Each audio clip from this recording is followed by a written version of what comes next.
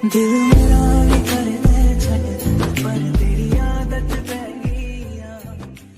मेरा दोस्त अनिरुद्ध हमारे कॉलेज की चित्रा नाम की लड़की से बहुत प्यार करता था। चित्रा भी अनिरुद्ध को अपनी जान से अधिक प्यार करती थी। कुछ ही दिनों बाद दोनों एक दूसरे से शादी करने वाले थे, लेकिन एक दिन ऐसा हुआ कि एक छोटी सी बात को लेकर दोनों के बीच झगड़ा हो गया। धीरे धीरे उनका झगड़ा इतना बढ़ गया कि चित्रा ने अनिरुद्ध से ब्रेकअप करने का फैसला कर लिया। अनिरुद्ध किसी भी कीमत पर चित्रा को खोना नहीं चाहता था, क्योंकि वह उससे बहुत प्यार करता था।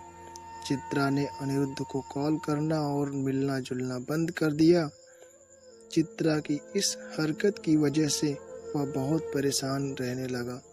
कई महीने गुजर गए, लेकिन दोनों एक दूसरे से बात नहीं करना चाहते थे।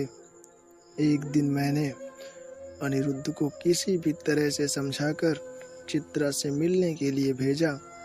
मेरी बात मानकर अनिरुद्ध उससे मिलने चला गया था। मेरे कहे अनुसार अनिरुद्ध ने जाते ही चित्रा से माफ़ी मांगी।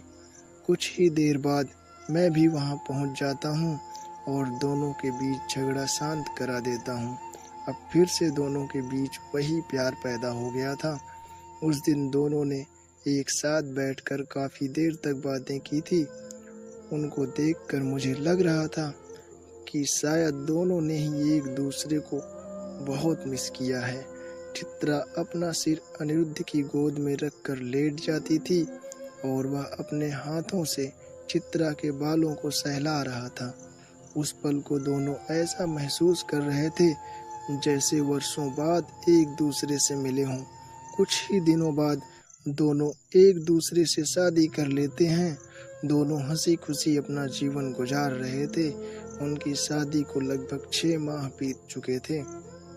मैं भी उनके घर जाता तो चित्रा उस दिन खाने के लिए कुछ स्पेशल ही बनाती थी, लेकिन किसी को भी पता नहीं था कि उन दोनों की किस्मत में क्या लिखा है। एक दिन अचानक अनिरुद्ध और चित्रा के बीच पैसों की बात को लेकर झगड़ा हो जाता है। उस दिन चित्रा ने अनिरुद्ध को बहुत भला बुरा कह दिया था। चित्रा ने कहा, तुम्हारी वजह से मैं बहुत परेशान हो चुकी हूँ। तुम्हारे साथ रहकर मेरी ज़िंदगी बर्बाद हो गई है। प्लीज़ तुम मुझे अकेला छोड़ कर चले जाओ। मैं तुमसे तलाक चाहती हूँ।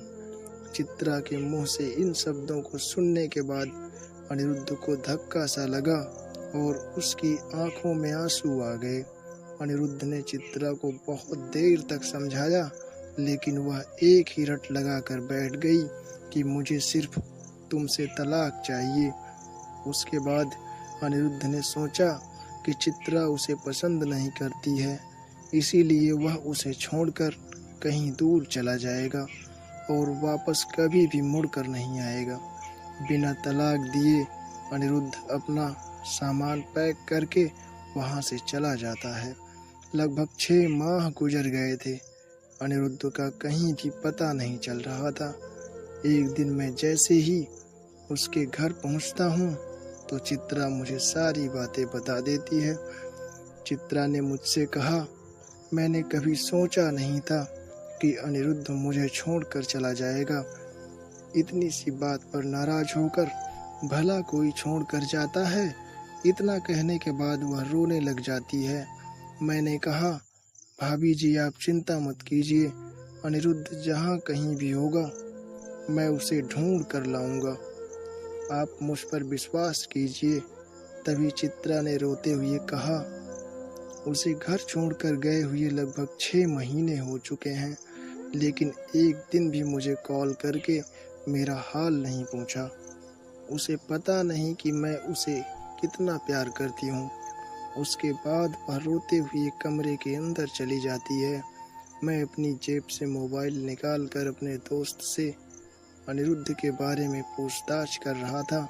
तभी अचानक चित्रा के मोबाइल पर एक कॉल आया जिसने मुझे और चित्रा को अंदर से झकझोर कर रख दिया।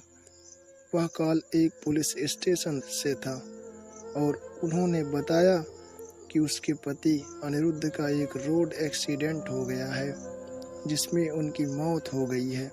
यह सुनकर चित्रा ऊपर से ही गिर जाती है और बेहोश हो जाती है।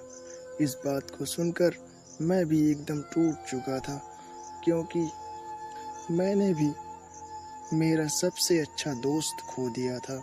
मैं किसी भी तरह से खुद को संभाल कर चित्रा को अस्पताल में भर्ती करा देता हूँ। लगभग 2-3 घंटे बाद चित्रा को होश आता है तो वह बार बार अनिरुद्ध के बारे में ही पूछ रही थी।